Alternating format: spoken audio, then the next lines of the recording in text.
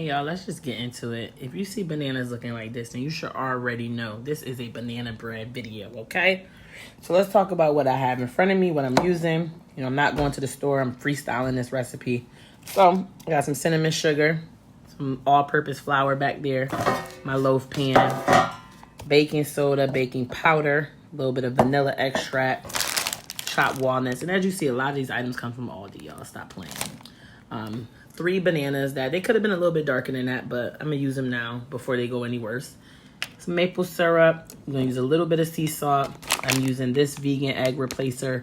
Some people use applesauce. Somebody else may use chia seed eggs or flaxseed eggs. It's up to you. But I'm gonna use this in the equivalent of 2 eggs. And then again, I have some turbinado sugar. So let's get into it. Now, I forgot to mention that I do have some vegan chocolate chips.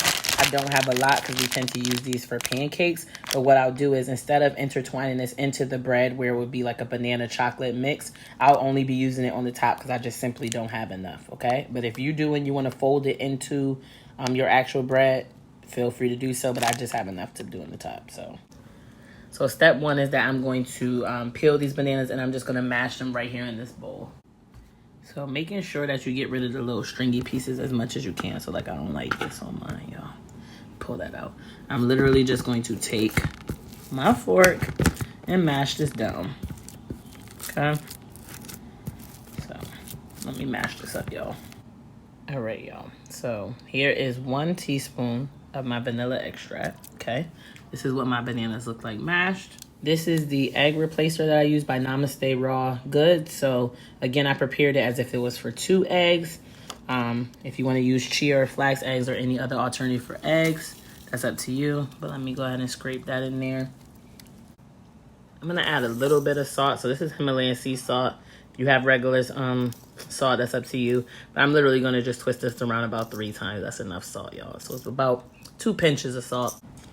Then you need 2 tablespoons of oil. So I already put 1 in. This is my second. I'm using grapeseed oil. Okay, so here's my grapeseed oil. And then I'm going to do 1 tablespoon of maple syrup. Here's that maple syrup. All right, so let's stir our wet stuff before we add anything else. We're still missing the baking powder, which is going to be 1/2 teaspoon of that. 1/2 teaspoon of baking soda. I'll add some cinnamon sugar and a cup of the turbinado sugar. And once I fold that all together with 1 full cup of flour as well as a 4th cup of flour, then I'll start to fold in the nuts, okay? All right, so I've already put in 1/2 teaspoon of baking soda. So now this is my baking powder. Added that to the mix. Then I'm gonna put that cup of turbinado sugar. I'm not really filling it up to the top. That's your business if you want to. So let's fold that in there and let me get my flour. So again, for the flour, this is 1 full cup, right? And then another 1/4 of a cup. And now I'm gonna start to use a spoon and stir this together. If it gets thick and I feel like it's not moving, I'll probably use just a little bit of plant milk, but I doubt that I need it because I got a good consistency from the banana. But let's see when I'm start to stir this. I'm just stirring, y'all. Probably boring, so I'm gonna speed this up.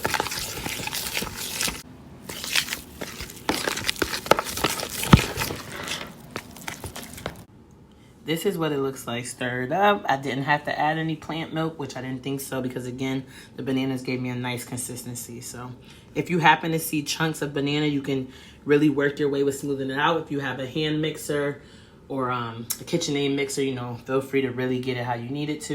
You can put it in a food processor or a blender, but I don't mind having the chunks in my actual bread. Now here comes my cinnamon sugar. So what I'm gonna do is I'm gonna put some cinnamon sugar, fold in the walnuts, and then I'll also be putting a little bit of cinnamon sugar on the top once I poured it into the pan. But let's just start here. So as far as how much cinnamon sugar, I'm just kind of coating every little corner so I can see it. I'll stir that in and I'm gonna fold in the walnuts as well. If you feel like this is too much sugar for you since you've used the turbinado and the maple, then you can go ahead and just use cinnamon by itself. But I like cinnamon sugar, so judge your mama. Let's put the walnuts. This is a 1/4 cup of walnuts. So I'll probably do 2/4, which is actually a half if y'all know y'all math. You know what I'm saying? 2/4 reduce it. Sorry, let me stop playing. But anyway, yeah, I'll do another one. I think that'll be enough. I can even sprinkle some on the top when I use that chocolate chips as well. So unfortunately, I do not have any parchment paper that I can lay down first and then pour my mixture into the tin pan. So instead, I'm just going to spray it. And what I'll do is I will put the oven to 325 for an hour versus doing 350 at 40 minutes. Just because I do not have that parchment paper, which would make it easy to lift this out, okay? So that's your adjustment with time if you do happen to have parchment paper, but I do not. So let me pour this in here. All right, so I don't have a lot of chocolate chips, as I mentioned. I'm just going to sprinkle them in sporadic places at the top. Sometimes they sink when you bake. So you don't want it to do that as far as sinking. Then you can actually coat them in a little bit of flour, but this is okay. I'm just gonna cover as much as I can with them chocolate chips. And I still will do a little sprinkle of cinnamon sugar again. Let me get the rest of these, y'all. Let's see if there's any left in the bag. Just get rid of them. I just got rid of all of them, y'all. And then I'm just gonna pour a little bit of nuts on the top because why not?